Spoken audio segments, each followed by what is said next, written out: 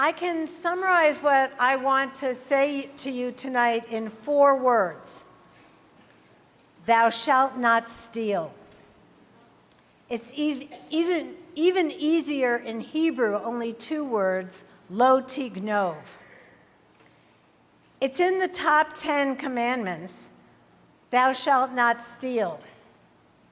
My humble theory is that if everyone in the world observed this one commandment, I mean really observed it, that we would be very close to living in the Messianic age. Just imagine a life with no keys. What if you never had to worry about anyone taking anything of yours? If you didn't need to lock your home or your car? If you never needed to keep anything in a safe? How many passwords do you have? 100? 200? Ron and I pay for a password keeper. Between us, we must have well over 300. Imagine if LifeLock and Microsoft Identifier went out of business, if we didn't need 2-factor identification.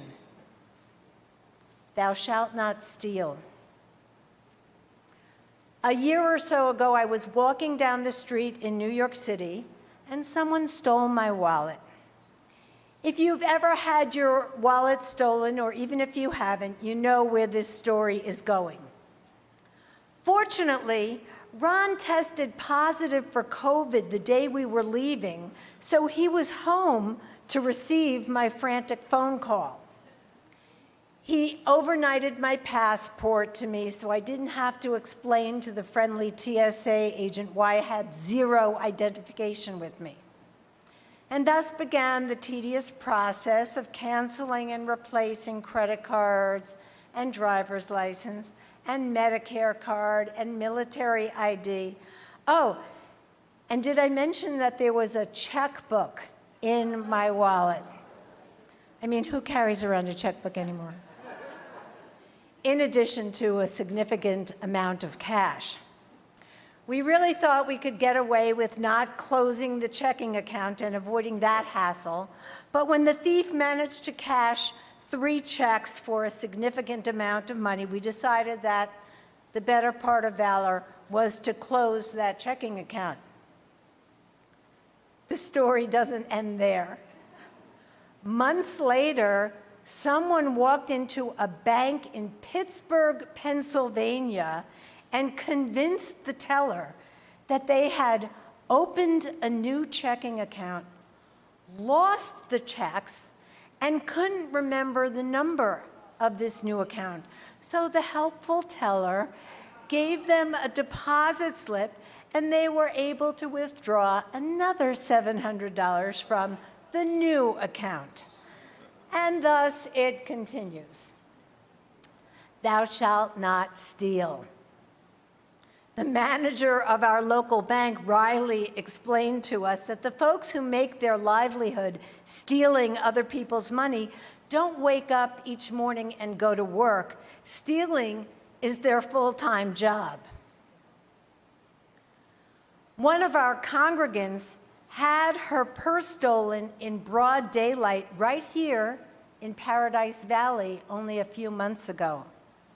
Unfortunately, she was knocked to the ground and injured in the process. And here are her words. My purse and my book bag were wrenched from my hand. And in those 20 seconds of the attack, more than just a purse and a book bag were stolen from me. My life changed. I have replaced the contents of my purse, the many cards in my wallet, my cell phone, prescription glasses, EpiPen, and car key fob. What has not been replaced is my total sense of self, the confident, independent person I was before I was attacked. He stole my sense of independence, My carefree ability to navigate through everyday tasks with confidence that my decades of innate caution will keep me safe. If I stayed away from sketchy neighborhoods, dark streets, and empty parking garages, I believed I would not be accosted. Now, every trip to a bank carries an elevated threat level, and every parking lot carries the risk of being targeted as a victim. I drive with one eye on the rearview mirror as I monitor the car behind me. He stole my sense of confidence that I would know how to handle a dangerous situation. Years of rigorously teaching our children how to respond to a confrontation with stranger danger neglected to prepare me for a violent attack in the middle of the day on a quiet street lined with elegant houses. Obviously, we cannot conjure up every possible dangerous scenario, but this one was never, ever on my radar. Now, every time I return to that house or others, my heart rate speeds up, and I have to give myself a pep talk before I open my car door. He stole my sense of assuming the best in other people that I encounter. My attacker was covered from head to toe. If he stood before me today, I could not identify him, but any man similarly attired raises an alarm in me. It is exhausting to be on constant alert for a phantom threat. He stole my ability to calm the thoughts often churning in my brain. When I close my eyes at night, he often appears, the attack replaying in slow motion or real speed. It doesn't matter that I know we changed all the locks immediately. Night terrors are more powerful than fact and rational thought. One man in one moment stole so much from me. While I have been surrounded by love and support as I heal from this incident, I have a long journey ahead of me to completely heal. Only I can work on rebuilding my sense of self, my confidence, my outlook on the world, and my calm. After all, he did not steal my resilience and determination. In writing about that experience, she concluded, I am so blessed to have Temple Chai friends who sat with me at the ER, went to my house to help my husband cancel cards, drive me back and forth in an effort to retrieve my car without the car fob, ordered a locksmith, and then wait with me for that process. Maybe in the long run, our friendships are our greatest assets. Lo tignov, thou shalt not steal. The temptation to take what doesn't belong to us starts at a young age. The cantor shared with me the toddler's rules of possession, which, if you ever have spent time with a toddler, will resonate with you. If I like it, it's mine. If it's in my hand, it's mine. If I can take it from you, it's mine. If I had it a little while ago, it's mine. If it's mine, it must never appear to be yours in any way. If I'm doing or building something, all pieces are mine. If it looks just like mine, it's mine. If I saw it first, it's mine. If you are playing with something and you put it down, it automatically becomes mine. If it's broken, it's yours. And it only accelerates from there. I started collecting newspaper articles on this theme, and then I quickly grew weary. Scams of every variety. Grandma, I love you, and I trust you more than anyone. Deep fakes mean that we can no longer rely on a picture or a video recording being worth 1,000 words. Vehicles targeted, retailers monitoring self-checkouts, locking up merchandise, salespeople armed with body cameras or simply going out of business, porch pirates. Our tradition emphasizes the value not only of our physical property, but of our intellectual property. Stealing ideas, genevat da'at, is as much a violation of this commandment as stealing others' belongings. We read in Pirkei Avot, whoever repeats a statement in the name of the one who said it brings redemption to the world. Like I said, the Messianic age. Have you ever noticed how rabbis will tediously quote in their sermons that so-and-so said in the name of so-and-so who heard it from so-and-so? Why don't we just say what we want to say? The answer is in the honoring of this principle, lo tignov. It is important to recognize the person who had the idea in the first place, to honor the person from whom we learned, and not to pretend that we are the author when we are not. Sadly, even in the rabbinic world, it is not unheard of for one rabbi to appropriate the words of another and pass them off as their own. When we are honest in our actions, we bring holiness into the world, and we bring about Kiddush Hashem, glorifying God. When we steal, whether it is someone's property or their ideas, it reflects poorly on Jewish tradition. It was the practice in the ancient temple that the family of the people who made the incense for the temple never wore perfume, lest, God forbid, someone think that they had stolen the fine oils from their place of work. Lo tignov, thou shalt not steal. Sadly, we steal that which is the most precious thing in the world. We steal people's time without giving it a second thought. When we are late for an appointment or miss it altogether, we have taken something that we can never return.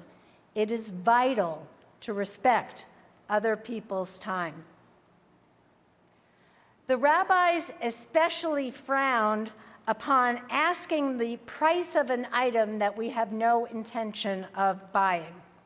Comparison shopping is, of course, allowed, but it is forbidden to steal the time of a seller asking a lot of questions if there is no chance of a sale.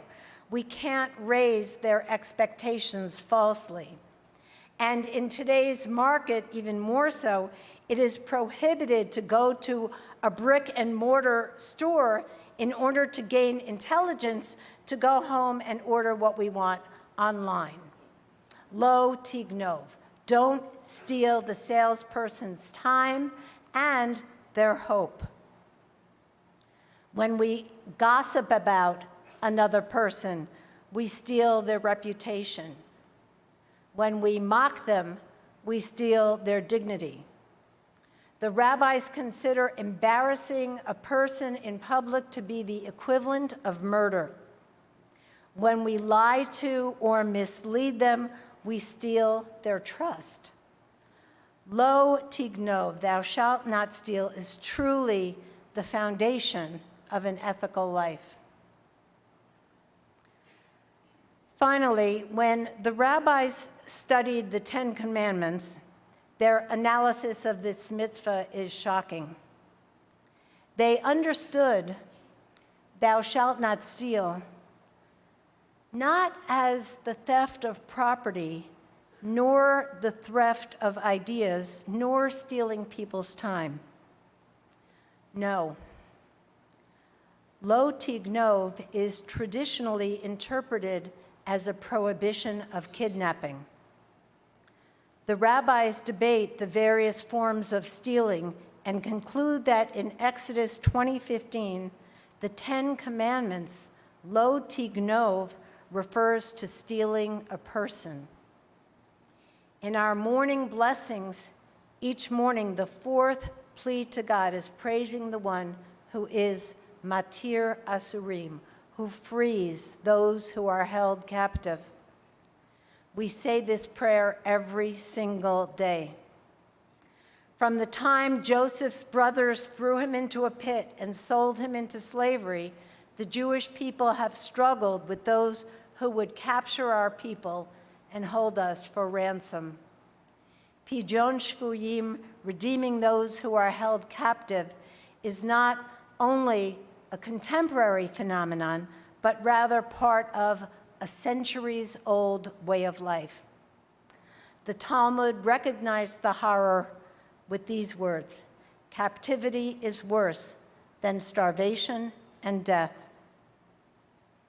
In the 13th century, the famous Rabbi Meir of Rothenburg was captured by the Holy Roman Emperor Rudolph I and held for ransom.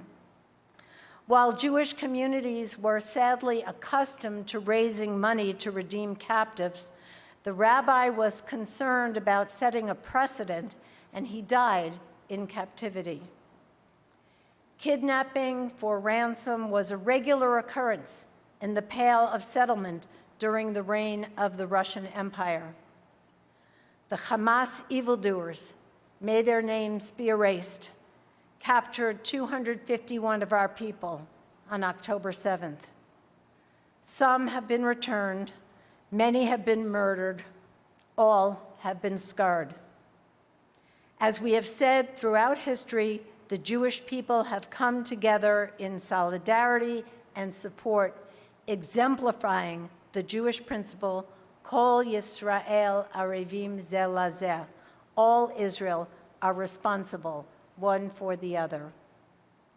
Lo tignov, thou shalt not steal other people's property, other people's time, other people's ideas. Don't steal other people. If we are committed to tikkun olam, to making our world a better place, to making our world a paradise, we can do no better than starting with this mitzvah. This is my humble plea on this holiest night. Lo tignov.